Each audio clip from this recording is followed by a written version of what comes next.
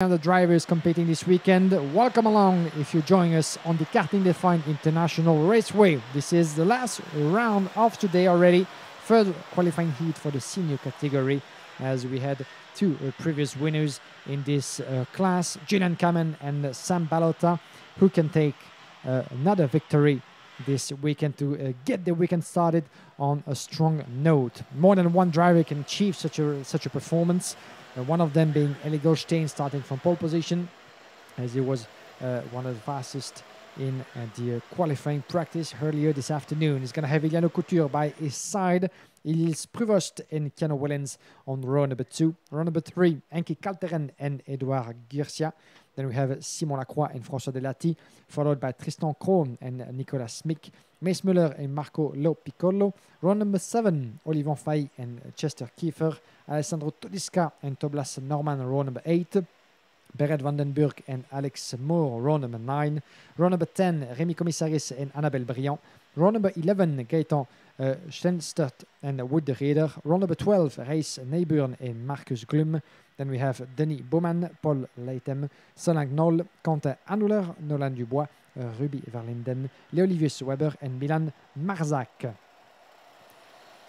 32 pilotes sur cette grille de départ pour cette troisième manche qualificative de la classe senior. 10 minutes plus un tour. La formation de la grille qui me semble bien effectuée selon Gilbert Damon, notre directeur de course sur la gauche de votre image. Les feux s'éteignent. On est parti! Green, green, green, à l'assaut du premier virage. Et il ferme la porte depuis la pole et protège sa position. Eli Goldstein qui garde l'avantage alors qu'un des pilotes est envoyé en toupie. Le numéro 361 là-bas, Edouard Garcia, le pilote français qui s'est lancé depuis la 6e place et malheureusement qui va devoir tout recommencer depuis zéro. Alors qu'un autre pilote là-bas est planté dans le bac à gravier. On va tenter de voir de qui il s'agit. Je pense que nous avons perdu Rémi Commissaris et des difficultés également pour Gaëtan Schellstedt, le pilote français qui manque à l'appel là-bas. En tout cas, il y a un début de course compromis. J'en ai bien peur pour le pilote français.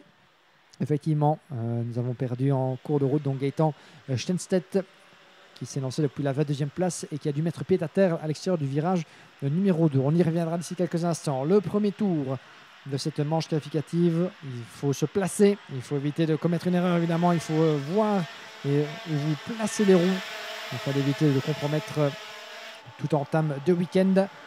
Qui n'a eu aucun souci à s'extraire du peloton évidemment, il le menait. C'est Eli Goldstein qui mène la danse devant Enki Kalteren. Très bonne entame pour Kalteren, le pilote RSD qui s'est lancé depuis la 5e place. Il va la dire 2e à titiller les échappements de Goldstein. Ça va être très intéressant entre ces deux-là. Ils se connaissent bien. Kalteren 2e, Ilse Prevost 3, Eliano Couture 4, Keanu Wellens 5, suivi de Tristan Krohn, Berit Vandenburg, François Delati, Mace Muller et Olivier Faye, ainsi que Alessandro Todiska aux portes du top 10. C'est parti sur les chapeaux de roue avec l'abandon, vous confirmez, pour Gaëtan Schellstedt malheureusement, et Léolivius Weber qui n'a pas pris part à cette manche qualificative. Il n'était pas sur la grille de départ. On revient avec les leaders. Goldstein, Enki Kalteren. Eli Goldstein donc, qui a rejoint le constructeur italien Tibicart pour cette nouvelle saison, cette nouvelle campagne de compétition. On va avoir remporté le championnat de Belgique et la Yamero Series avec EGP Racing Team la saison précédente. Goldstein qui entame 2023 avec un programme plus que complet en Benelux, à l'international.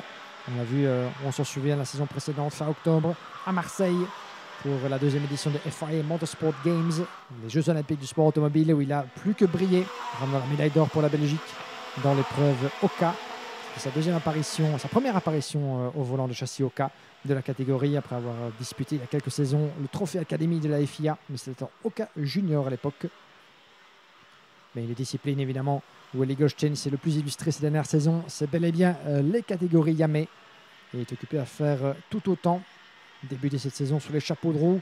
Plus d'un pilote évidemment rêverait de pouvoir contester sa suprématie de la catégorie senior. Enki Kalteren fait partie de ces protagonistes de la classe. Sam Balota, vainqueur de sa première manche, en est un autre après avoir terminé vice-champion depuis maintenant 2 saisons dans cette catégorie. Et vous voyez les deux protagonistes qui creusent l'écart sur le reste du peloton. 3e place, Ilse Prevost, le numéro 306. Puis nous avons Eliano Couture, pleine bagarre là-bas pour le 2,88. C'est Tristan Krohn à l'attaque de Berit Vandenburg dans le virage numéro 4. Krohn qui est très très proche à la sortie du virage du podium. Ça pourrait lui permettre de se décaler à l'entame de l'épingle. Et je pense que ça passe effectivement en dehors de votre écran. Bien vu de la part de Tristan Krohn, le numéro 2,88 qui prend la 6e place. Celui qui court ce week-end avec le team Falcon Racing Team. Le team satellitaire du PDB Racing Team de M. Peter De Bruyne, évidemment. Ancien champion du monde de la catégorie en 1980. Les protagonistes qui repassent devant notre cabine sur la droite de votre image, que nous avons le plaisir de vous commenter et présenter l'IAME Series Benelux 2023. Après avoir entamé la couverture télévisuelle lors de la finale du championnat 2022, eh bien, nous serons ensemble pour toute la saison 2023. 2 fois à Austricourt, 2 fois à Mariembourg, 2 fois à Genk et 1 fois à Austricourt dans les Hauts-de-France pour la 2e épreuve. Ce sera pour le mois de mai. En attendant, Henry Goldstein qui tente de se défaire de la pression de Henki Kalteren. Ils Prevost toujours en 3e position. 2 bagarres dans la même image avec Iliano Couture installé en 4e position. Ça va être très serré entre ces deux-là. Ils Prevost, le numéro 306, représentant du team Renault Racing Team, évidemment avec son châssis Red Speed. Puis nous avons Iliano Couture, le numéro 330, qui évolue ce week-end avec son châssis cosmique sur les couleurs CG Motorsport. 2 pilotes qui nous viennent du truc qui est vrai, évidemment, pour une explication pour la 3e place. Alors que devant, ça s'observe, évidemment. Il reste encore 5 minutes, plus un tour. Nous sommes presque à la mi-course. Il est encore trop tôt pour éventuellement tenter une attaque. Il y a toujours ce dilemme, évidemment, qui court sous le casque de ces pilotes, à savoir quand attaquer, quand titiller son adversaire pour prendre l'avantage, sachant que l'expérience compte énormément à ce niveau. Dans cette catégorie senior qui rassemble la crème de la crème. Ils sont 100 pilotes à prendre part à cette manche d'ouverture du championnat de Belgique 2023. Et plus d'un sait que parfois une tentative de déplacement peut être prématurée et peut se payer cash si votre adversaire parvient à contre-attaquer avec suffisamment de temps qu'il lui reste. C'est pour ça qu'Henki Kalteren, bien pour l'instant, se cantonne à garder le rythme autant que faire se peut de Goldstein, qui connaît ce circuit comme sa poche, évidemment, et dont le châssis TB Kart fonctionne à merveille depuis l'entame de la compétition. On va voir ce qu'il en sera. Goldstein, Kalteren, toujours roue dans roue.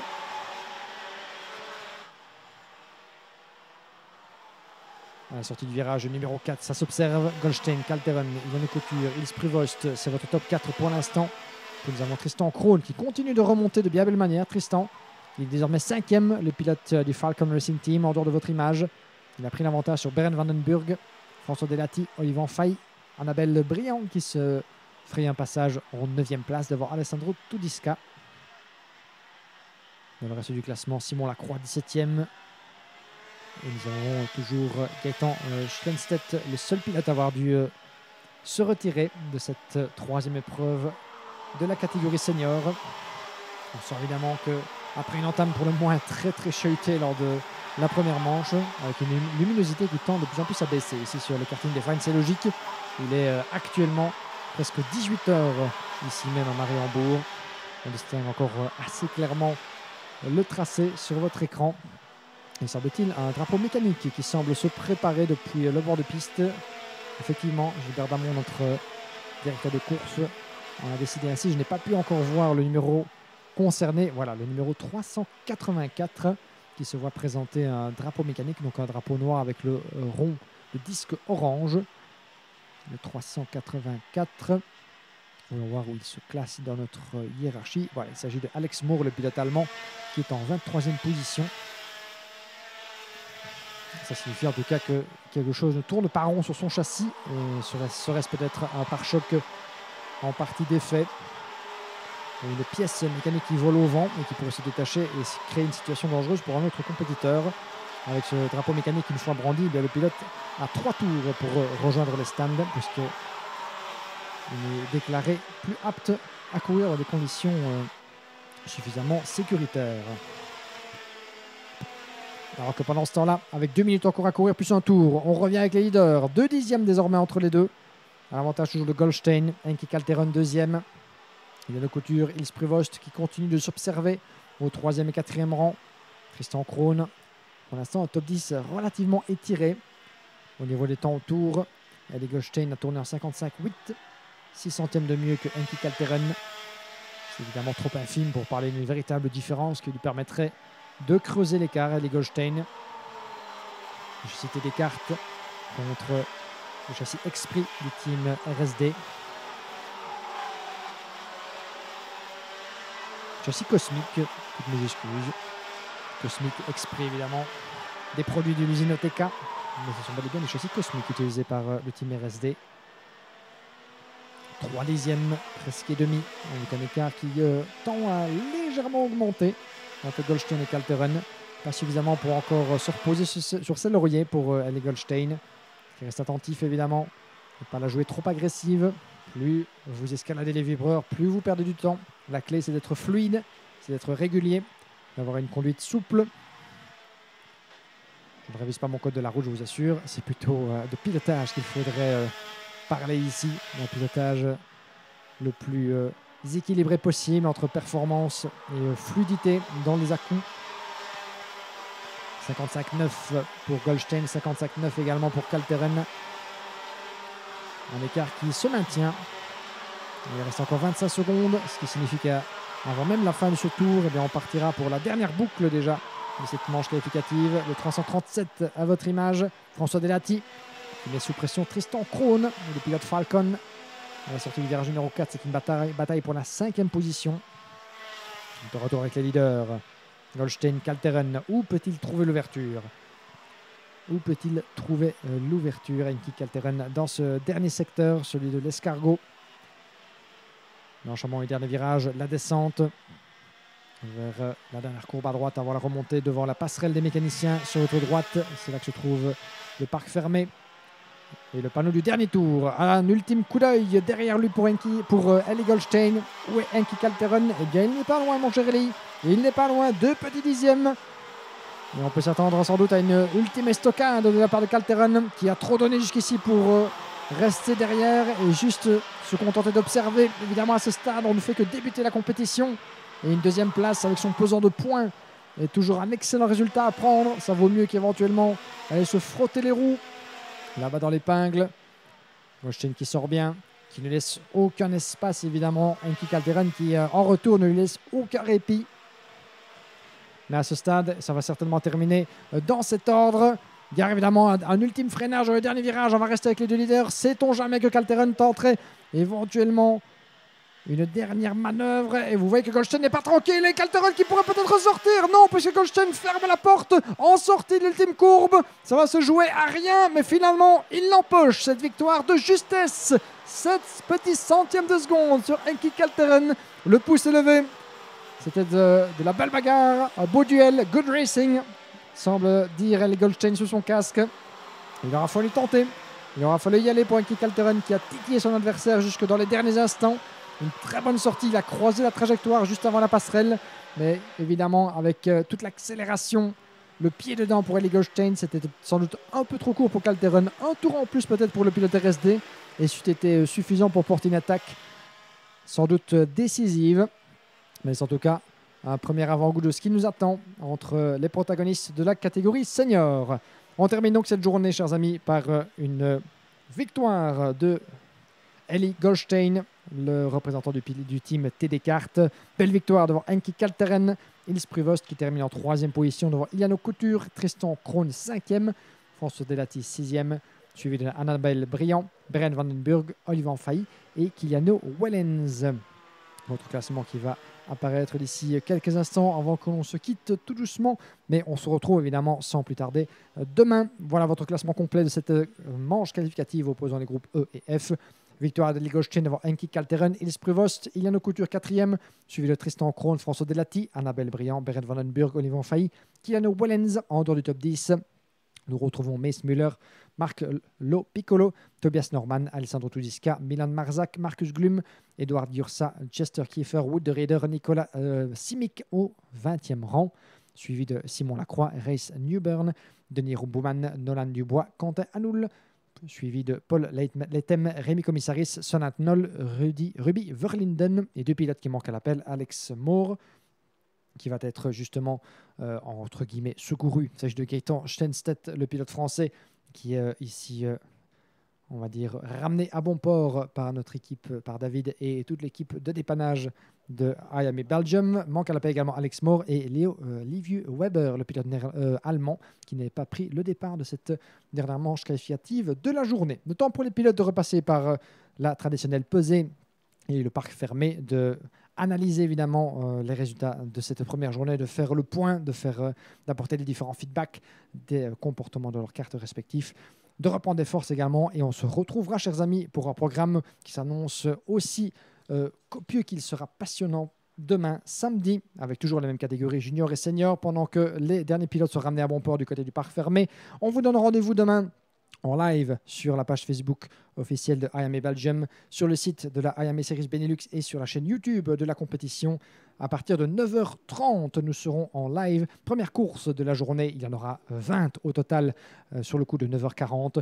Les seniors et les juniors en matinée comme durant l'après-midi qui auront fort à faire pour se frayer un passage jusqu'en finale. Les finales, rendez-vous est pris à partir de 17h10 pour les seniors et je me répète, 16h35 pour les juniors et 17h35 pour les seniors, avec les finales B évidemment qui seront disputées pour tous les pilotes qui ne se seront pas qualifiés parmi le top 36. Tout ce programme, tous les détails, vous les trouvez évidemment sur le site officiel de la IAME Series Benelux, sur Facebook, sur les réseaux sociaux. N'hésitez pas évidemment à nous laisser un commentaire, un like et toute aide de votre part sur ce que vous voyez, sur ce que vous entendez est toujours la bienvenue évidemment. On vous donne rendez-vous demain pour une superbe journée de compétition. Dimanche, évidemment, n'oubliez pas que le programme s'annonce tout aussi passionnant avec les catégories supplémentaires en piste ce week-end à Mariembourg, les mini-rookies, les mini, les masters, les super shifters et encore bien des surprises et de courses passionnantes qui nous attendent. Le temps d'un petit sprint pour se dégourdir les jambes. On va aller également se dégourdir un petit peu les jambes après s'être dégourdi la voix pour cette première journée de compétition 2023. Il me reste à vous remercier toutes et tous et à vous donner rendez-vous pour demain et dimanche pour l'entame 2023 de la IAME Series Benelux. Merci beaucoup. À demain. Thank you very much, ladies and gentlemen. See you tomorrow. Tot morgen. Bye bye.